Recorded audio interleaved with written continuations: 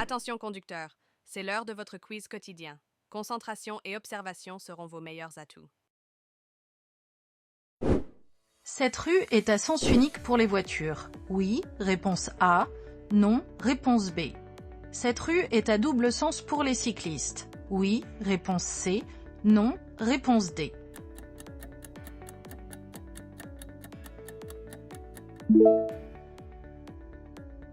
Qu'indique le panneau? Le panneau précise le sens de circulation dans cette rue. La flèche de droite, dans mon sens, indique que la circulation est uniquement dans ce sens. Mais la flèche de gauche précise que les cyclistes peuvent circuler aussi en sens inverse. Je reste prudent, respecte la limitation et serre à droite. Bonne réponse A et C.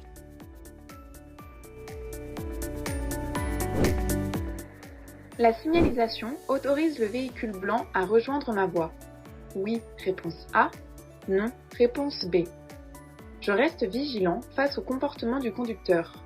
Oui, réponse C. Non, réponse D.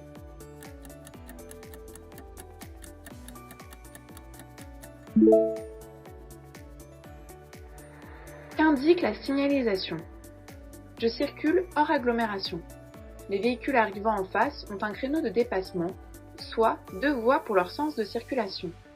Le marquage central est une ligne continue. Elle interdit aux véhicules blancs de rejoindre ma voie. Malgré cela, je dois rester vigilant face au comportement du conducteur au cas où celui-ci déciderait de ne pas respecter la signalisation. Je passe tout en contrôlant son intention. Bonne réponse, B et C. Next level. Je passe le feu, réponse A. Je m'arrête au feu, réponse B.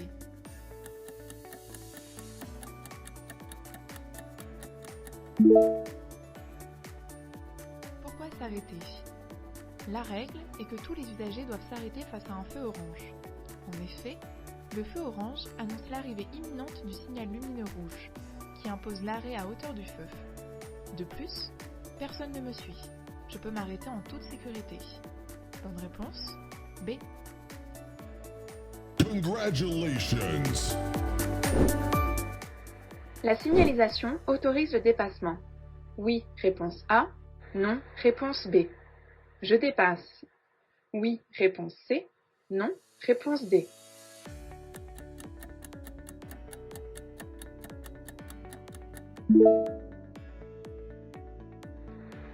Quelles sont les conditions pour dépasser? Le marquage doit le permettre. La visibilité vers l'avant doit être bonne et la manœuvre ne doit gêner aucun usager. La ligne centrale est discontinue de mon côté. Elle autorise le dépassement. Le poids lourd devant moi me masque la visibilité. Je ne dépasse pas.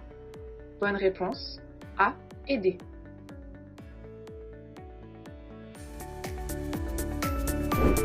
À la prochaine intersection, je devrais céder le passage aux usagers arrivants. De la droite, oui, réponse A, non, réponse B. De la gauche, oui, réponse C, non, réponse D.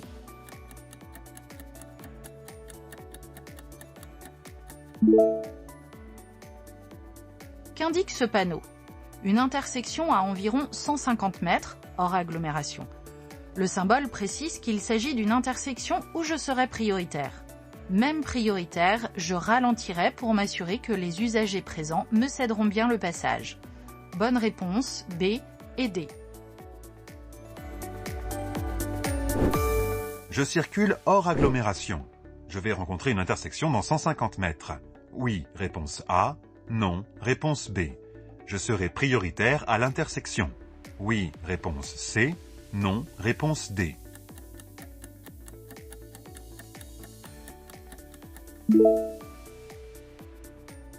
Qu'indique la signalisation? Le panneau de danger m'annonce une intersection où je ne serai pas prioritaire.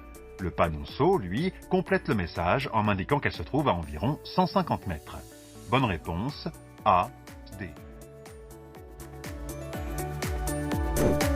Pour m'arrêter provisoirement, je me place derrière la voiture noire. Oui, réponse A. Non, réponse B.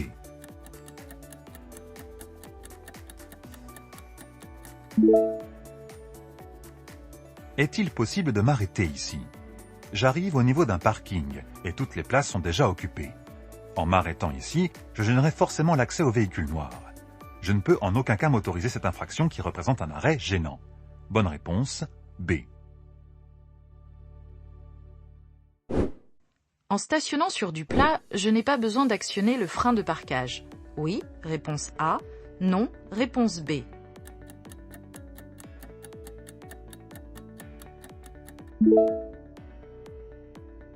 Quelle est l'utilité du frein de parquage? Lorsque je stationne mon véhicule, je dois m'assurer que celui-ci ne présentera aucun danger pour les autres usagers.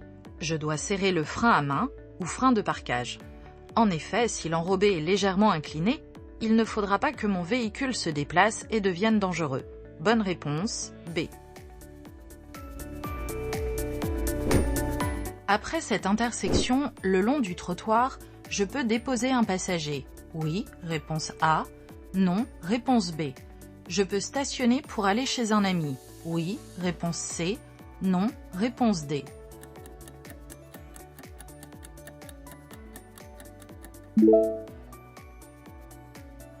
Qu'indique la signalisation? J'arrive au niveau d'un stop. Dans la rue que je vais emprunter, un panneau interdisant l'arrêt et le stationnement est présent. Je ne pourrai donc pas déposer un passager ni stationner pour aller chez un ami. Bonne réponse, B et D. La descente dangereuse de 13% commence à environ 150 mètres. Oui, réponse A. Non, réponse B. Je freine doucement et en permanence. Réponse C.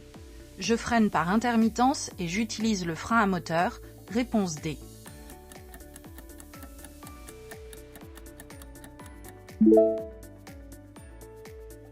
Qu'indique la signalisation?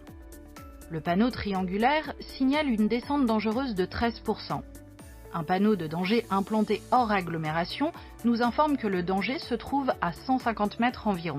En descente, le poids du véhicule peut augmenter la vitesse. Pour garder le contrôle du véhicule, j'utilise le frein moteur. Bonne réponse, A et D.